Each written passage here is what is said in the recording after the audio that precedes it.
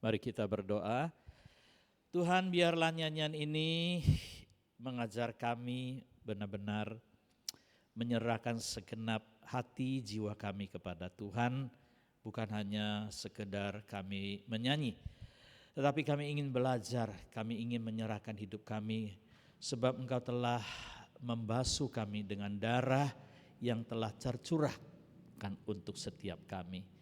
Berkati setiap anak-anak-Mu yang ada di sini, biarlah urapan Tuhan, penyertaan Tuhan ada bersama dengan kami.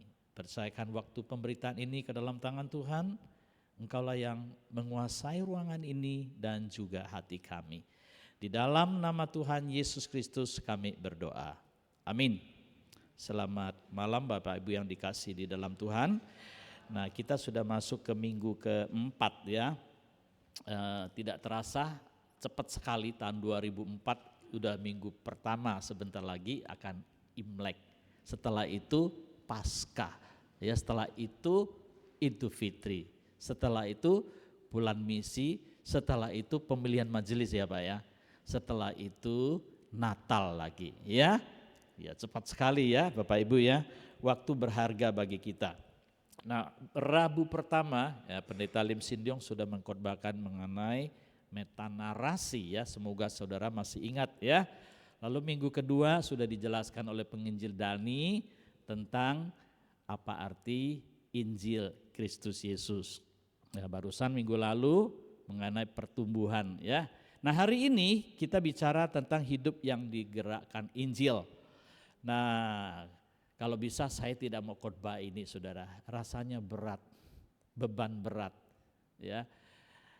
Kalau bahasa Mandarin itu kui qian sangti, rasanya berhutang pada Tuhan, merasa bersalah pada Tuhan. Apakah hidup saya ini digerakkan oleh Injil? Apakah betul-betul hidup saya berpusat pada Injil? Apakah hidup saya ini sudah sungguh-sungguh hidup bagi Injil? Ya, itu yang menjadi berat. Nah, semoga ya rasa berat ini menjadi ringan ketika Bapak Ibu bersama-sama kita mau janji hidup bagi Injil Kristus. Amin saudara. Nah, kalau cuma 1-2 orang berat saudara ya. Kalau cuma Pak Sindyong, Pak Bambang dan Pak Dani atau yang lain yang pergi memberitakan Injil, yang lain duduk enak-enak, berat saudara ya. Tapi semua orang keluar dari pintu ini lalu mau memberitakan Injil. Nah, itu yang menjadi kita merasa ringan ya. Nah, saudara, kita akan baca 2 bagian firman Tuhan terlebih dahulu. Roma pasal yang pertama ya. Roma pasal pertama, ayat yang sering kita baca ini ya.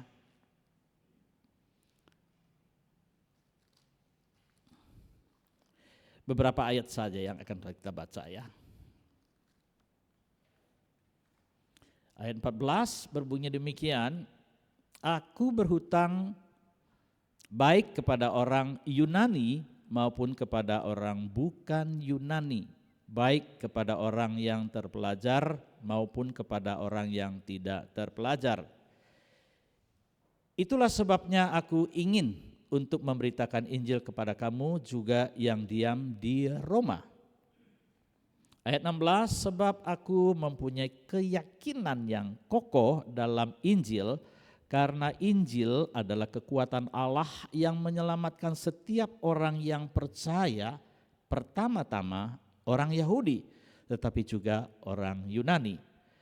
Sebab di dalamnya nyata kebenaran Allah yang bertolak dari iman dan memimpin kepada iman, seperti ada tertulis, orang benar akan hidup oleh iman. Nah, 1 ayat lagi kita baca di Filipi ya, pasal 1 ayat yang ke-27. Demikian bunyi firman Tuhan.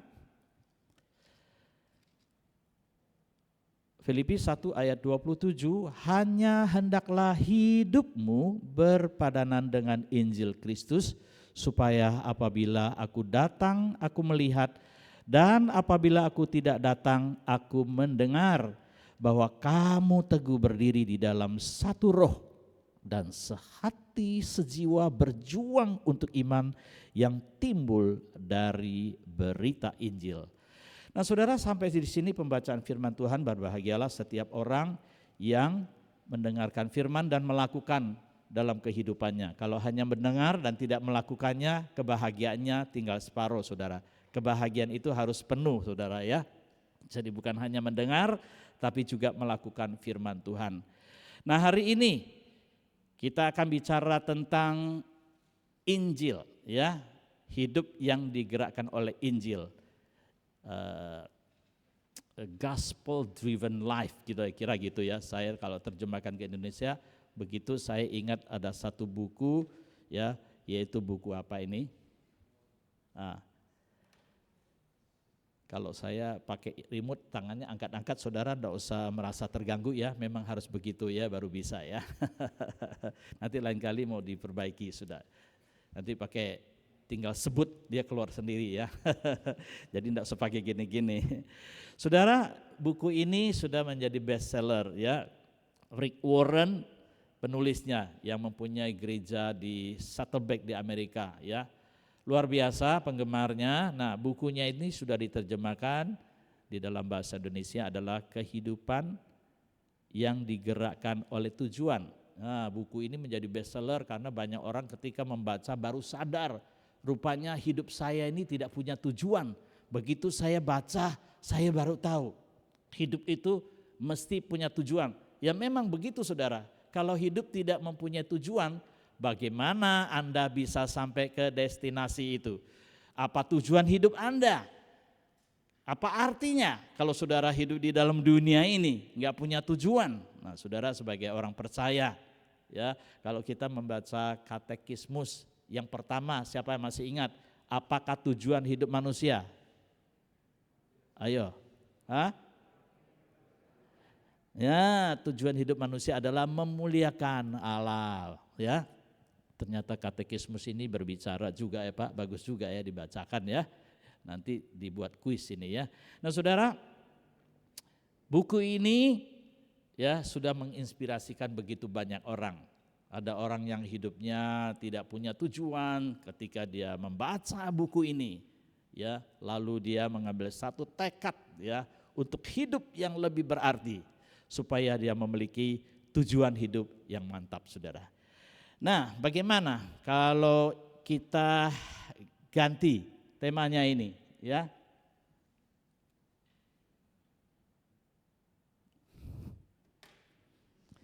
Jadi money driven life, ya, bukan purpose driven life.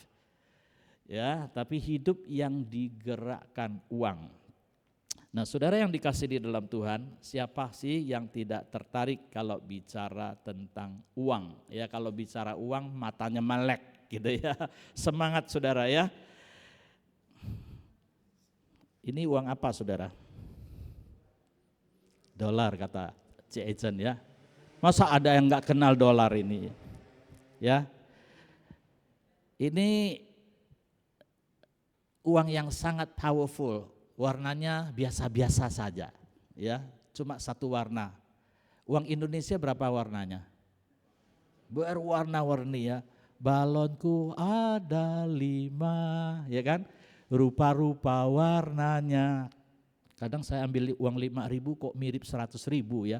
Lalu 100.000 merahnya juga banyak warnanya. Saudara, kalau bicara uang orang sangat-sangat melek ya.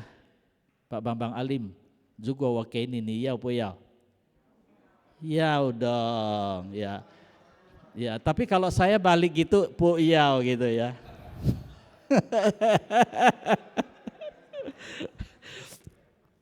Jadi bu yau ya. Tapi intinya saudara, saya hanya ingin mengatakan bahwa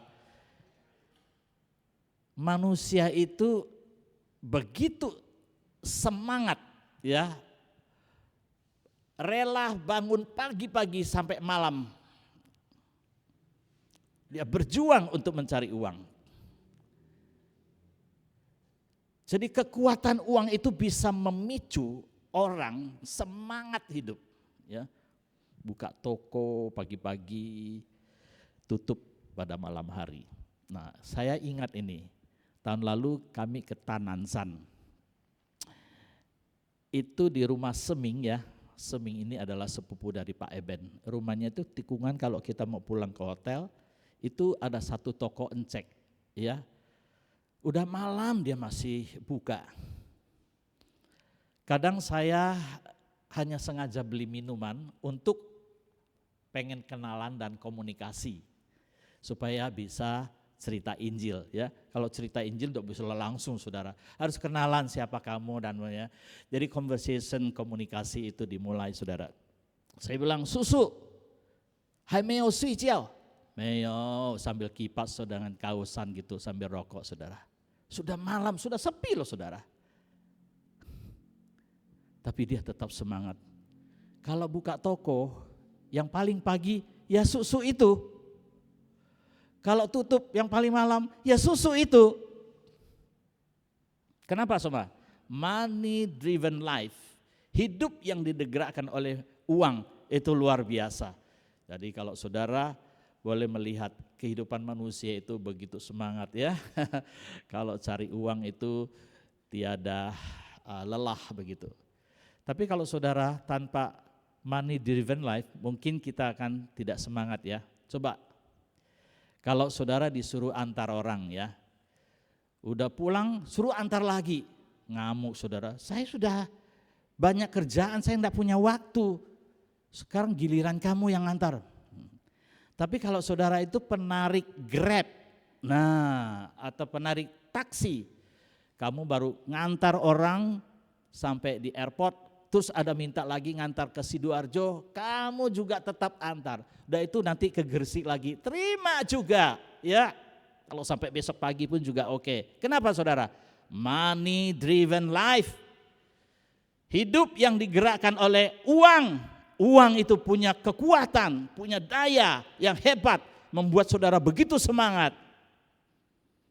Tapi bagaimana kalau kita ganti dengan gospel driven life? Kok jadi balik?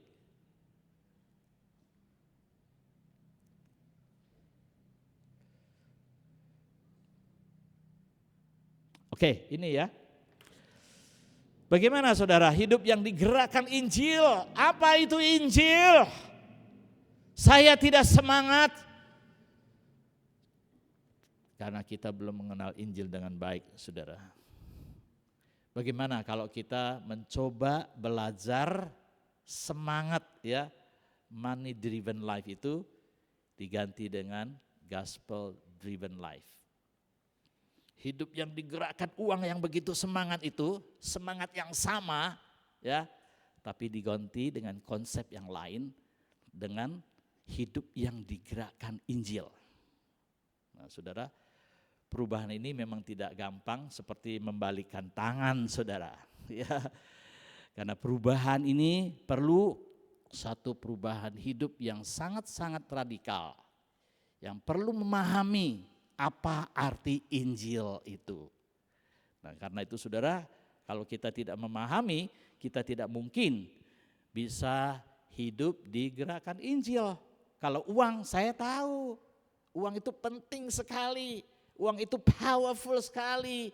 Jadi kalau cari uang itu tanpa ingat lelah begitu ya, tanpa ada waktu, tanpa jam, tanpa hari, kapan dan di mana saja ya. Karena kita tahu uang itu penting.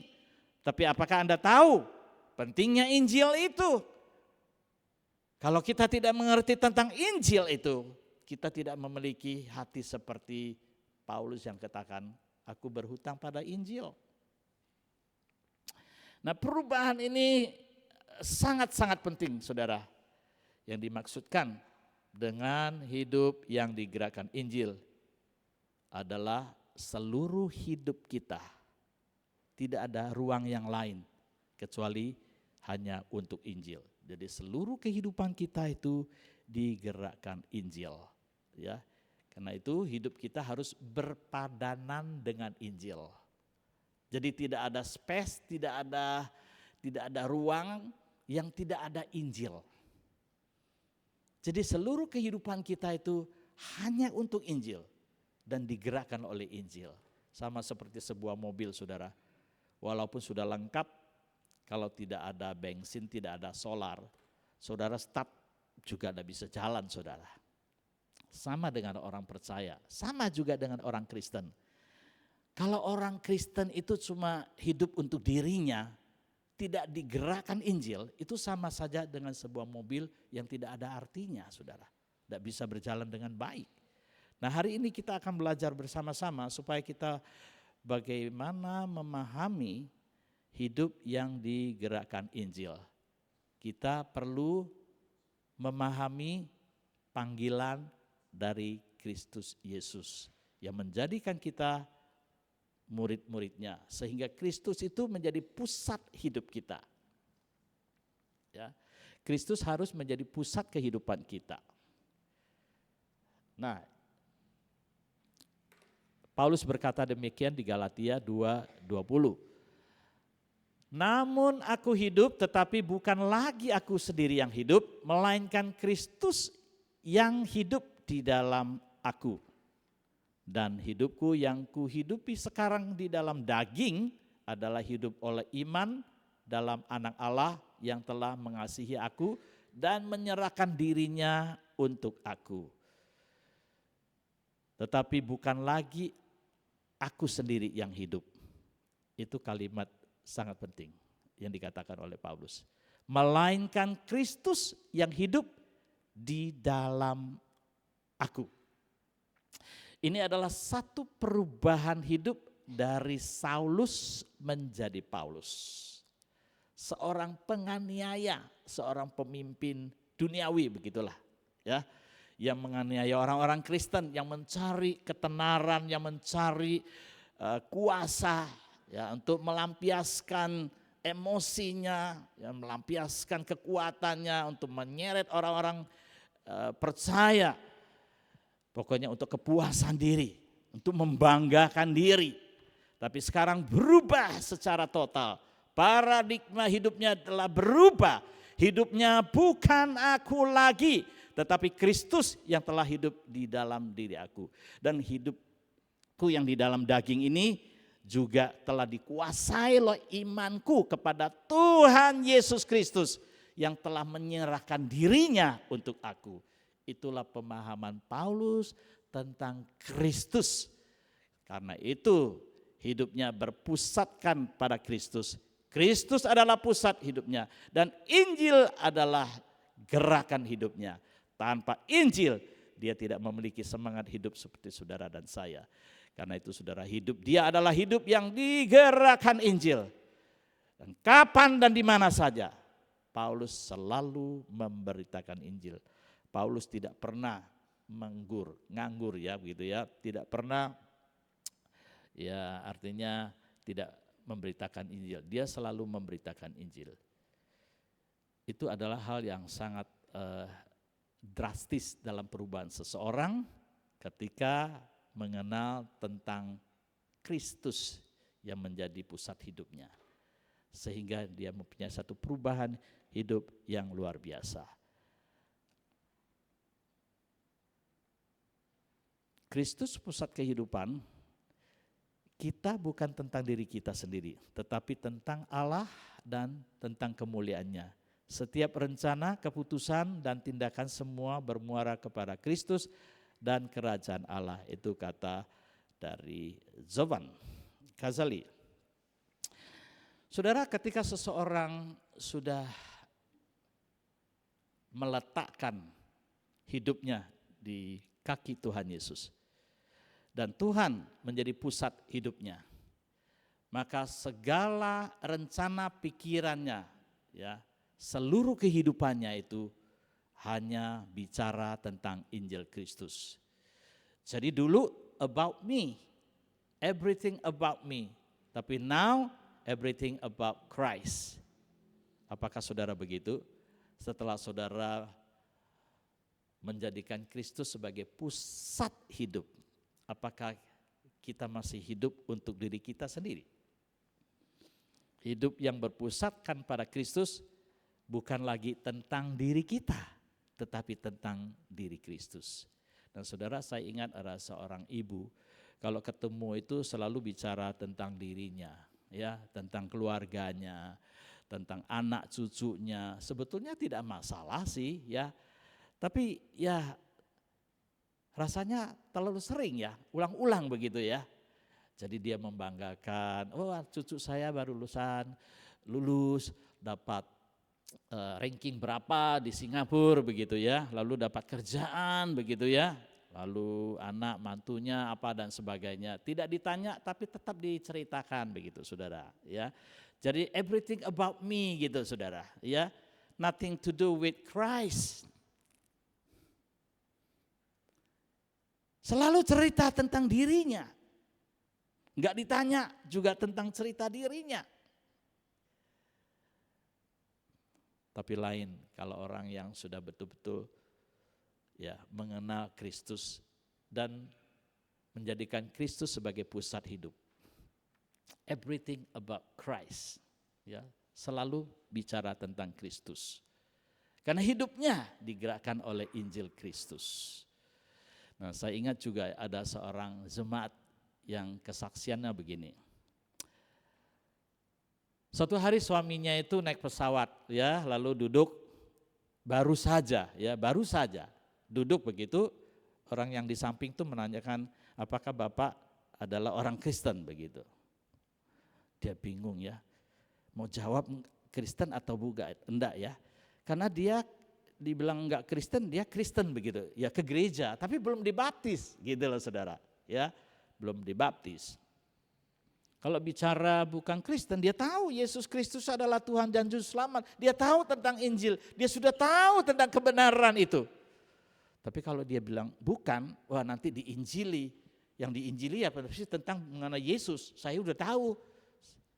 Kira-kira begitu. Akhirnya dia jawab, yes, I'm a Christian. Oh ya udah Kristen, ya sudah. Beres ya kira ya. Jadi artinya udah beres sih kalau udah Kristen gitu saudara. Lalu dia pulang ke rumah cerita sama istri. Dia bilang, saya mau cerita.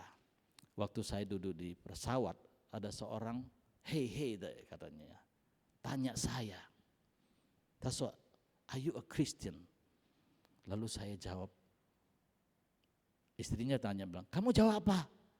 Ya saya jawab orang Kristen dong. Oh ya, kalau gitu mulai hari ini ingat ya, kamu bilang Kristen ya, kamu harus baptis dulu.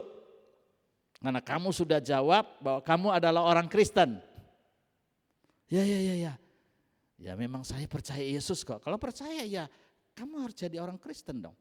Lalu dia katekisali, lalu dibaptis saudara. Dia bisa dibaptis dan dia bisa dikonfirmasi menjadi orang Kristen. Itu gara-gara ada orang yang hidupnya berpusatkan pada Kristus. Begitu duduk dia cerita Injil. Tapi ada orang yang kita ketemu dari pagi sampai malam enggak ketahuan apakah dia orang Kristen atau bukan. Pernah enggak saudara? Tahu-tahu dia orang Kristen gitu. Tapi dari awal kita sejak kenal dia, ya, walaupun tidak saling bertanya, tapi enggak ada tanda-tanda dia itu orang Kristen. Cara ngomongnya enggak rohani, jalannya, cara tutur kata, cara bergaul, cara makannya, kan pucu, tak secitu atau bukan? Kan pucu, apakah dia itu hidup yang berpusatkan pada Kristus? Apakah itu saudara dan saya? Kalau orang berteman dengan kita, kan pucu nih secitu tuh. Enggak ketok lu orang Kristen. Saudara, apakah Kristus menjadi pusat hidup kita? Itu penting buat kita hari ini ya. Kalau kita mau bicara hidup yang digerakkan Injil, sama sekali perkataan, tutur kata, tindakan kita, hidup kita sama sekali bau Injil tidak ada. Bagaimana bisa dikatakan, oh gospel driven life, hidup yang digerakkan oleh Injil. Makanya tadi saya bilang berat kalau mau khotbah ini.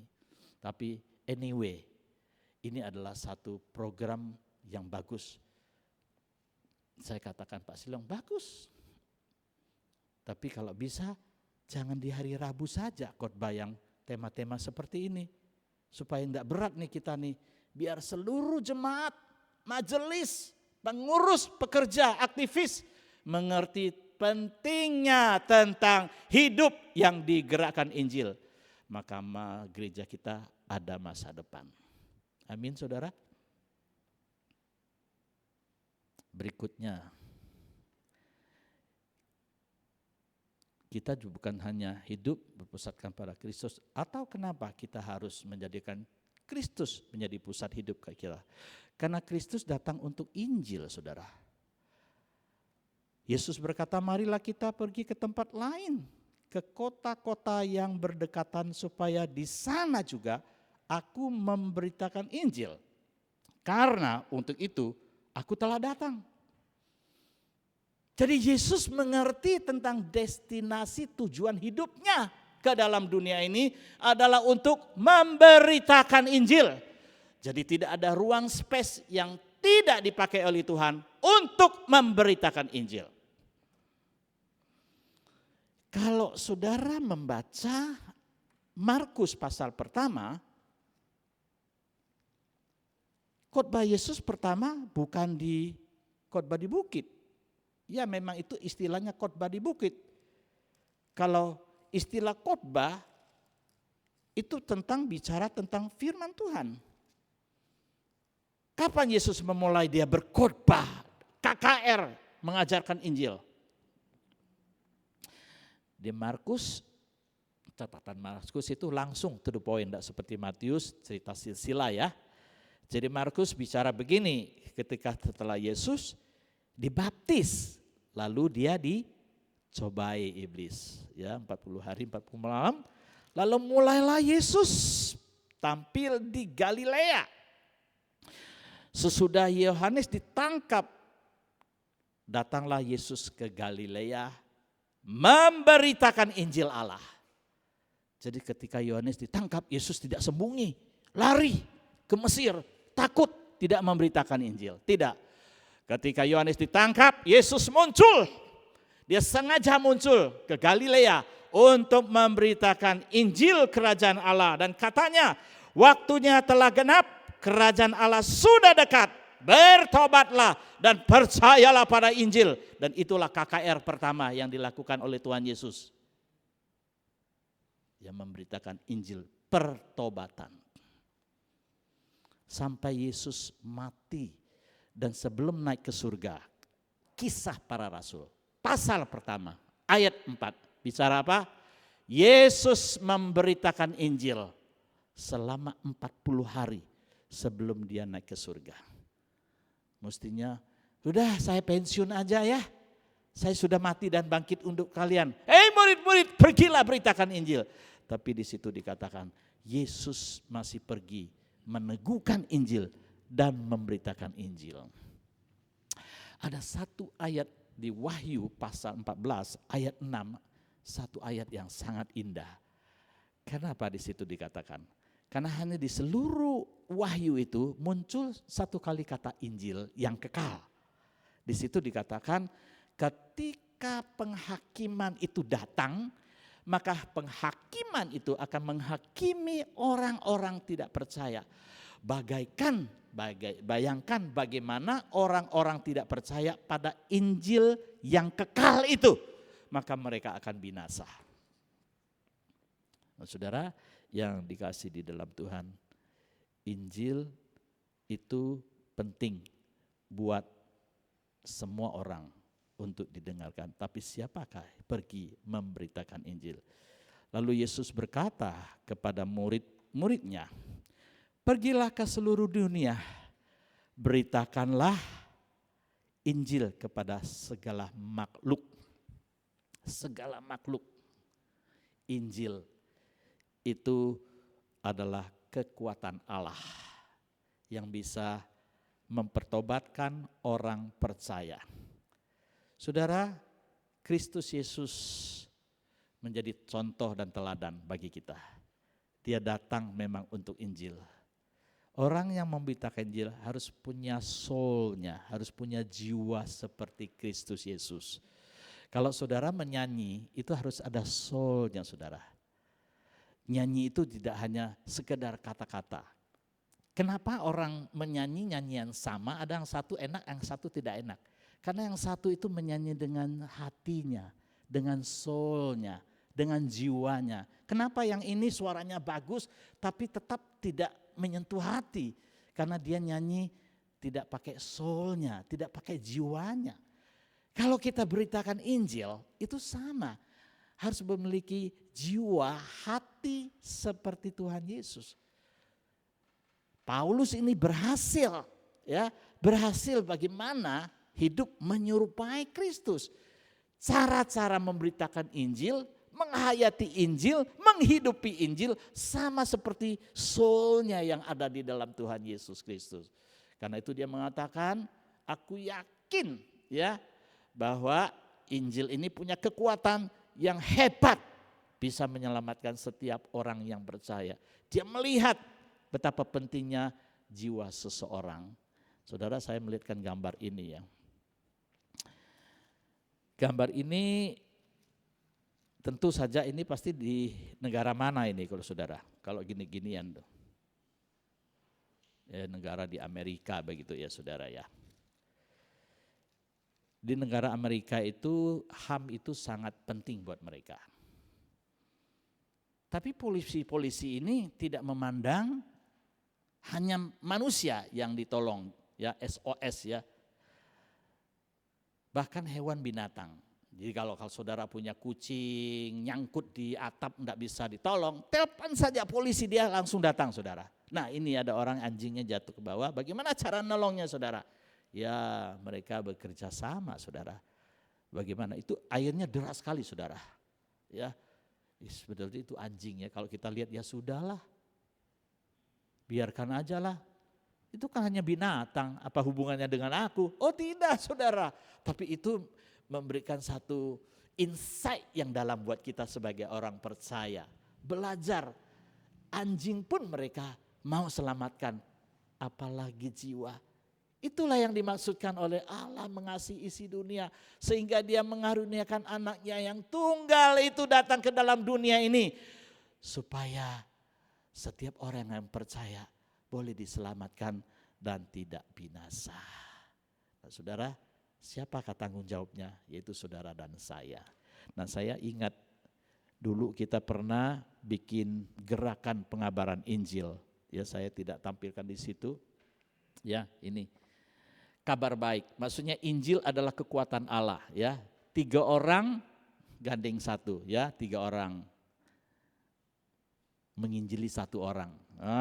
Saudara bagus kan kerjasama, kalau sendiri kan ada yang gak berani ya. Tapi jangan hanya Pak Sinliong, Pak Bambang sama Pak Eben 3 orang toh misalnya gitu ya. Yang lain enggak ya. Kalau 3 orang menang 1 ya. Kalau kita 20 kelompok ya bisa menangkan 20 orang ya. Apalagi sebulan sekali, waduh setahun sudah berapa orang. Nah hidup yang digerakkan Injil harus dimulai dari saudara dan saya, karena pemberitaan Injil itu sudah 4 minggu di sini diceritakan ya. Nah inilah hari ini adalah tindakannya ya, dan mulai dari sekarang. Nah, terakhir saudara, terakhir kita bicara tentang ini ya, berhutang pada Injil. Nah inilah yang mental spiritual kita itu harus seperti yang ada dalam hati Paulus. Aku berhutang baik kepada orang Yunani maupun kepada orang bukan Yunani, baik kepada orang yang terpelajar maupun juga kepada yang tidak terpelajar. Saudara, bicara kata hutang, saya tidak perlu menjelaskan kata Yunani itu apa, begitu ya. Kenapa saudara? Siapa yang tidak mengerti tentang apa artinya hutang? Hutang itu apa? Ciecen, hutang itu apa? Harus dibayar tidak? Harus dibayar kan? Namanya hutang. Kalau saudara hutang saya, bayar saya dong. Saya hutang kamu, saya harus bayar. Aduh, simple itu saja. Paulus kenapa sampai menghayati Injil itu seperti sedemikian rupa? Dia mengatakan, aku berhutang Injil pada orang Yahudi maupun juga kepada orang Yunani. Menurut saya dia tidak ada hutang. Dia sudah dengan sekuat tenaga memberitakan Injil.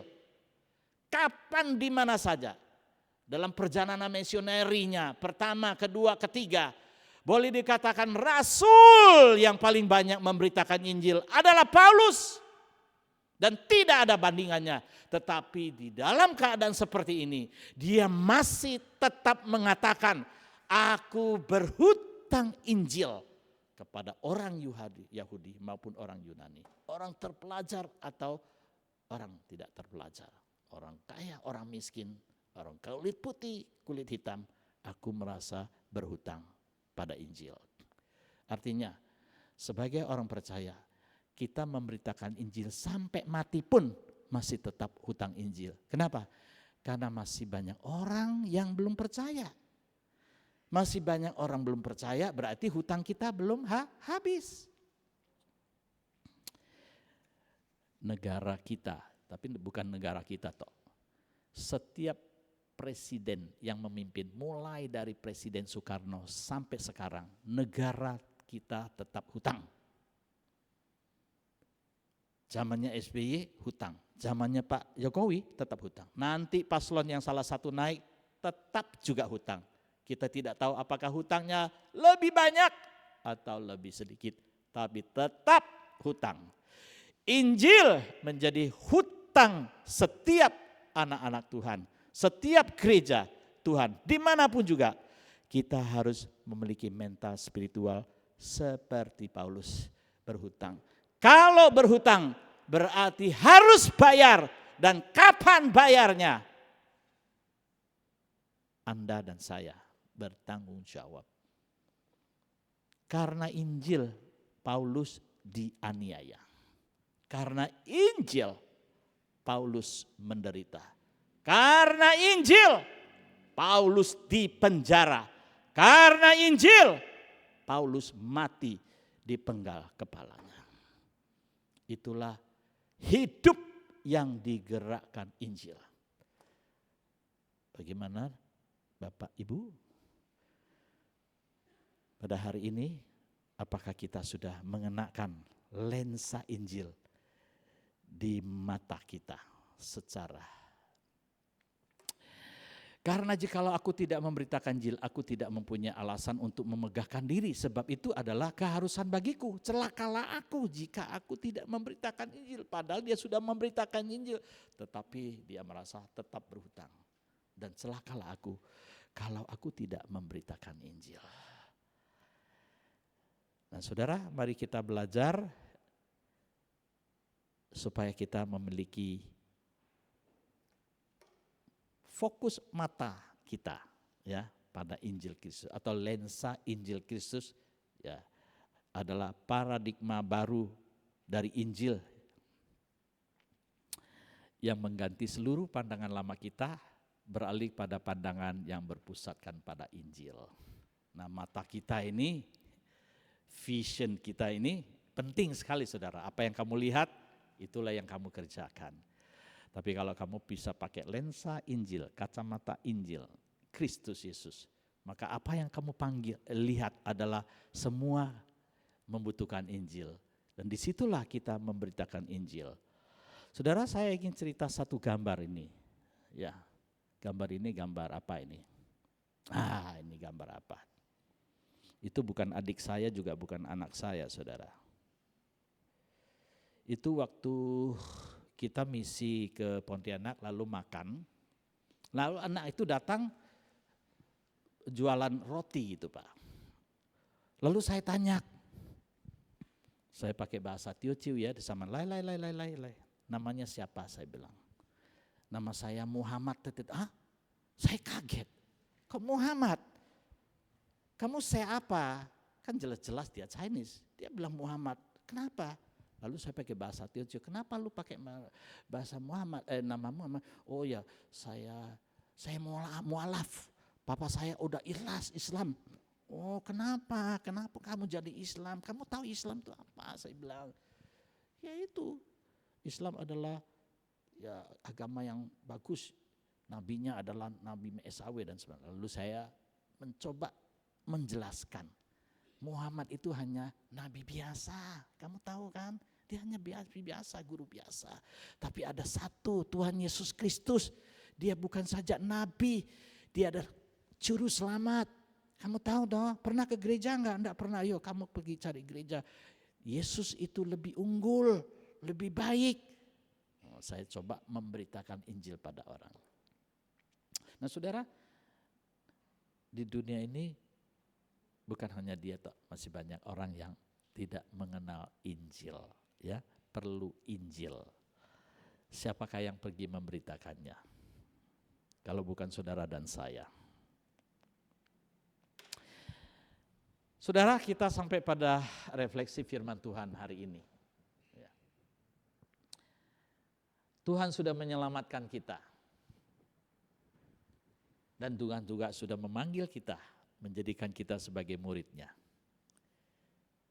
Dan kita sudah menikmati Injil Tuhan. Dan itu menjadi tanggung jawab kita. Dan apakah paradigma saudara, cara pandang saudara sudah berubah? Apakah Kristus menjadi pusat hidup saudara? Dan apakah hidup saudara sudah digerakkan oleh Injil? Inilah yang kita harapkan. Kiranya melalui renungan pada hari ini boleh mengingatkan kita kembali supaya kita ini belajar mulai hidup bagi Injil. Hidup yang berpusat pada Injil dan seluruh keadaan hidup kita, fokusnya, tujuannya, goalnya untuk Injil. Nah saudara, untuk refleksi firman Tuhan, yang pertama, apakah pesan firman Tuhan bagi Anda hari ini? Itu gambar itu sebetulnya ya clue-nya bisa juga ya, bisa jadi clue-nya. Kira-kira apa ini? Pak Yong, Pak Frankie, apakah pesan firman Tuhan bagi Anda hari ini? Pesannya aja.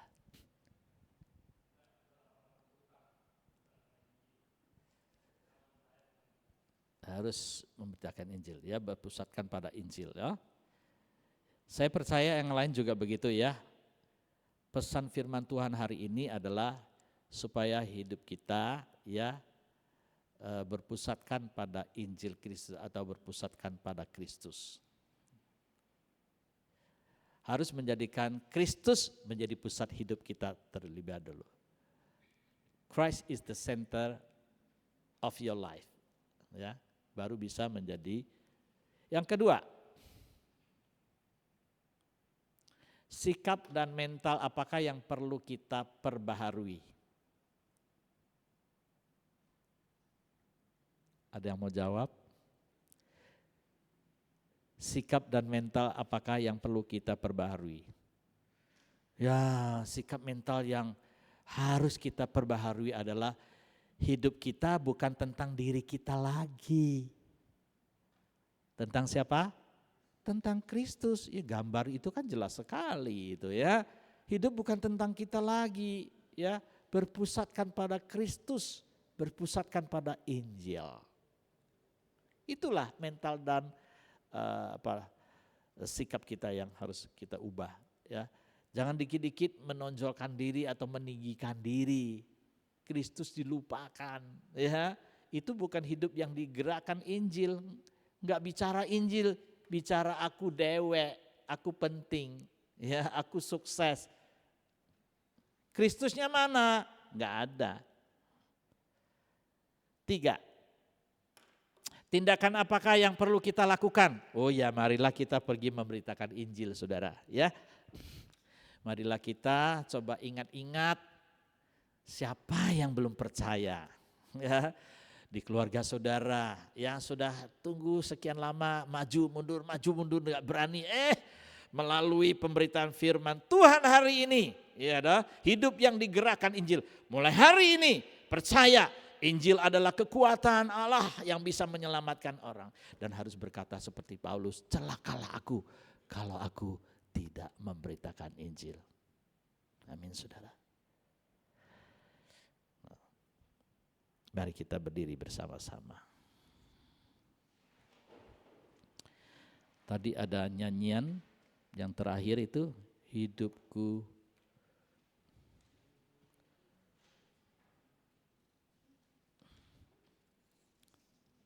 Marilah kita belajar menyerahkan hidupku pada Tuhan. Nyanyinya pelan-pelan saja, dihayati. Hidup jiwaku Tuhan, padamu ku serahkan. Ku serahkan waktuku untuk membalas kasih-Mu, dibasuh di dalam darah-Mu.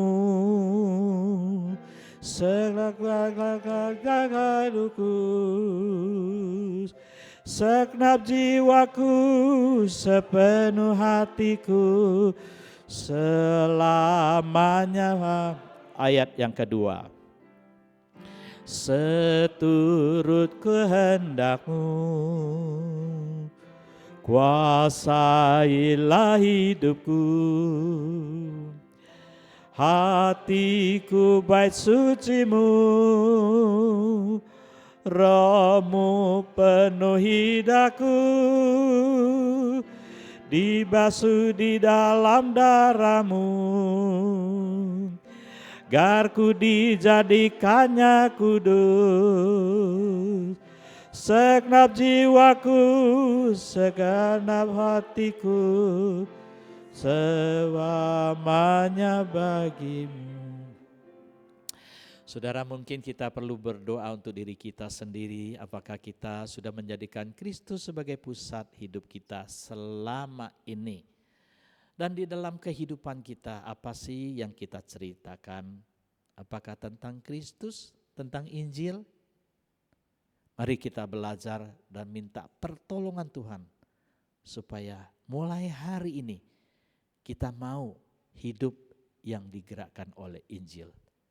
Kapan dan dimanapun juga pada waktu ada kesempatan, kita mau menceritakan Injil Kristus Yesus kepada orang-orang yang belum percaya, kepada suami yang belum percaya, kepada istri yang belum percaya, kepada orang tua yang belum percaya, kepada anak, kepada tetangga, pada saudara, pada rekan kerja yang belum percaya.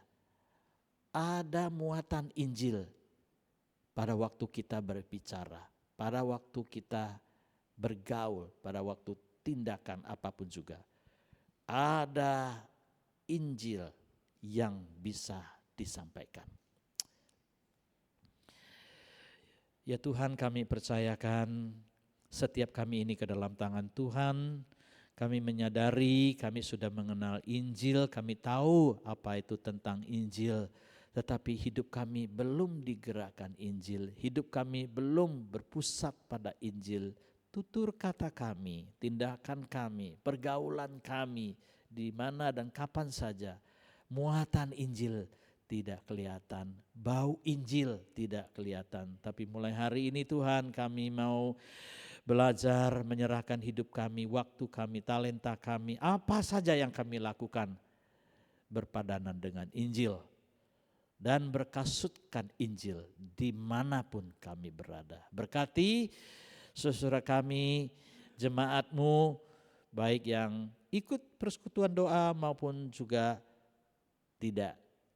Kami percayakan kehidupan mereka ke dalam tangan Tuhan, supaya kami belajar hidup digerakkan Injil, atau hidup kami berkasutkan Injil dimanapun juga ada Injil buat orang-orang yang belum percaya. Biarlah firman yang sudah kami dengar hari ini, kami mau belajar menjadi pemberita-pemberita Injil bagi orang-orang yang belum percaya. Inilah doa kami, Tuhan sempurnakan, Tuhan berkati. Di dalam nama Tuhan Yesus Kristus kami mengucap syukur dan berdoa. Amin.